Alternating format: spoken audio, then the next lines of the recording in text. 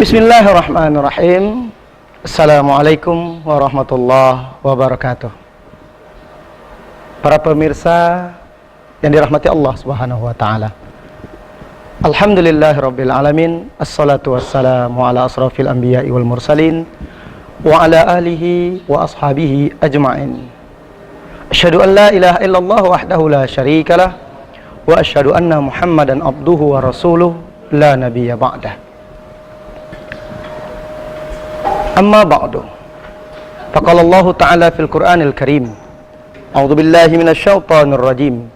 Bismillahirrahmanirrahim.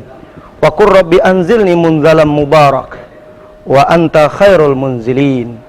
Shadaqallahul azim. Surah Al-Mu'minun ayat 29. Alhamdulillah, bersyukur kita kepada Allah, berselawat kita kepada Rasul, karena syukur itu merupakan bahagian dari diri kita dan kehidupan kita, karena kita seorang hamba yang selalu Allah penuhi kebutuhan kita selama kita hidup di muka bumi ini. Dan syukur itu kita harap adalah tiada lain nanti di akhirat Allah beri kita kelebihan kehidupan yang menyenangkan. Semoga seperti yang kita pinta pada pagi hari ini atau siang hari ini merupakan bahagian yang tidak dapat dielakkan dalam hidup dan kehidupan ini. Salawat dan salam kepada Rasul dengan ucapan Allahumma salli ala Muhammad wa ala ali Muhammad. Bersalawat itu merupakan bahagian yang terpenting dari hidup kita, karena kita tahu bahwasanya tanpa dihadirkan Rasulullah maka sungguh kita tidak mengerti menjadi hamba yang soleh. Para pemirsa yang dirahmati Allah Subhanahu wa taala, bertemu kita kembali pada kesempatan kali ini dalam rangka memberi nafkah batin kita, memberi kehidupan akal kita supaya dihiasi sesuai dengan iman yang diajarkan oleh Allah dan Rasul kepada kita. Maka tema yang kita angkat pada kesempatan kali ini adalah rumah yang diberkahi.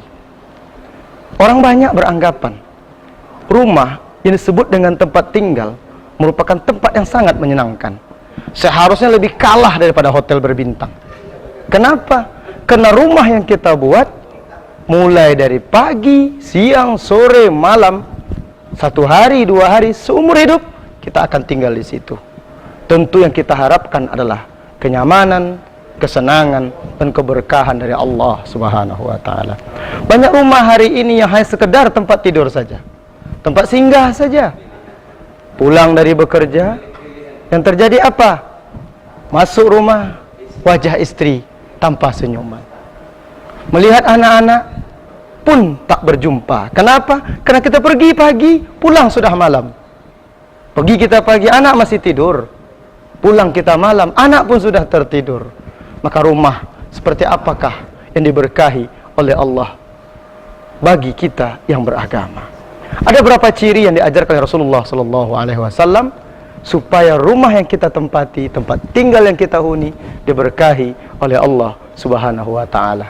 Yang pertama, kata Allah Subhanahu wa taala, adalah rumah yang di dalamnya diucapkan salam. Allah berfirman di dalam Al-Qur'an, Bismillahirrahmanirrahim. Ya ayyuhalladzina amanu la tadkhulu buyuta ghaira buyutikum hatta tasta'nisu wa tusallimu ala ahliha. Dzalikum khairul lakum la'allakum tadhakkarun. Surah An-Nur. Para pemirsa yang dirahmati Allah Subhanahu wa taala, rumah yang di dalamnya diucapkan salam Allah berkahi. Ya ayyuhalladzina amanu, wahai orang-orang yang beriman, kata Allah, la tadkhulu buyuta, jangan kamu mau masuk rumah. Rumah, semua rumah.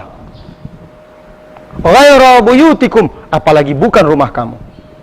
Hatta tasta'nisu, sampai kamu dapat izin, wa tusallimu ala ahliha, kamu ucapkan salam bagi penghuninya. Maka rumah apabila kita masuk ke dalamnya dan tidak mengucapkan salam, rumah itu tidak diberkahi dan penghuninya pun tidak Allah berikan keberkahan di dalamnya. Maka wajiblah bagi umat Islam untuk menempelkan tanda bagi di rumahnya ada ucapan salam minimal, supaya mengingatkan ia agar rumahnya diberkahi dan orang yang mengucap diberkahi, penghuninya diberkahi oleh Allah Subhanahu wa taala. Yang kedua, kata Rasulullah SAW, adalah rumah yang di dalamnya didirikan salat sunat. Rasulullah SAW bersabda, "Ij'alu min salatikum fi buyutikum wa la tattakhidhuha qubura."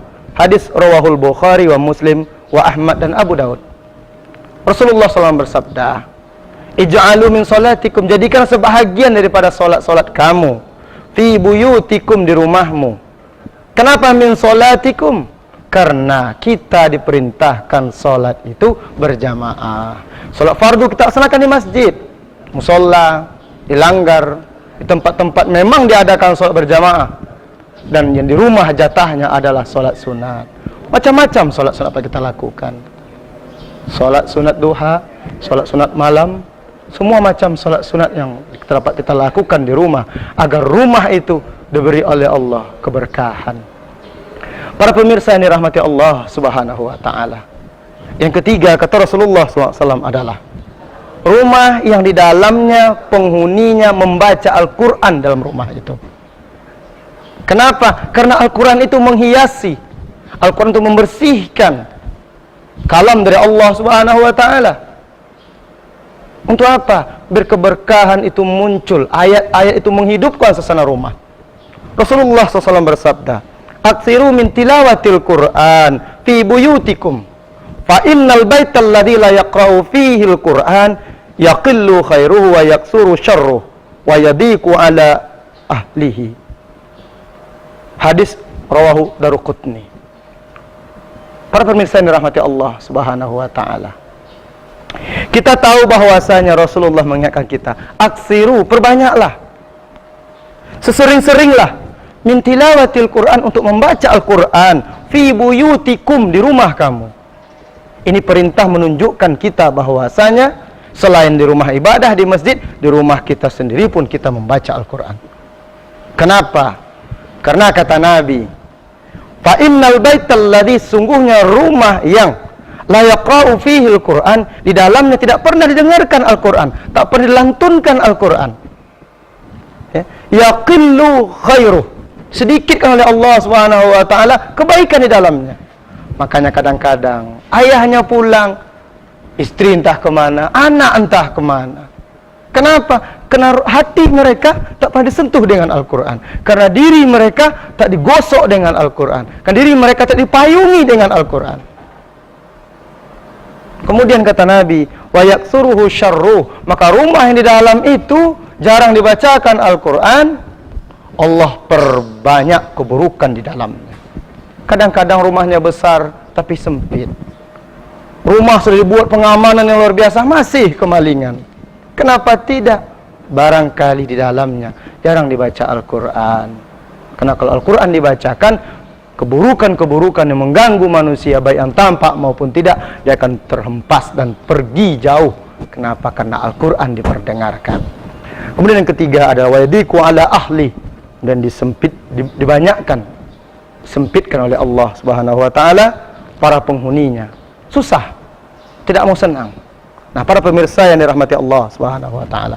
Yang keempat adalah di dalam rumah itu disantuni anak yatim, atau rumah itu mendanai beberapa anak yatim, pendidikannya, kebutuhan hariannya. Maka orang-orang yang mendanai kebutuhan anak yatim itu, Allah beri keberkahan dalam harta mereka, dan rumah mereka diberkahi oleh Allah Subhanahu wa taala.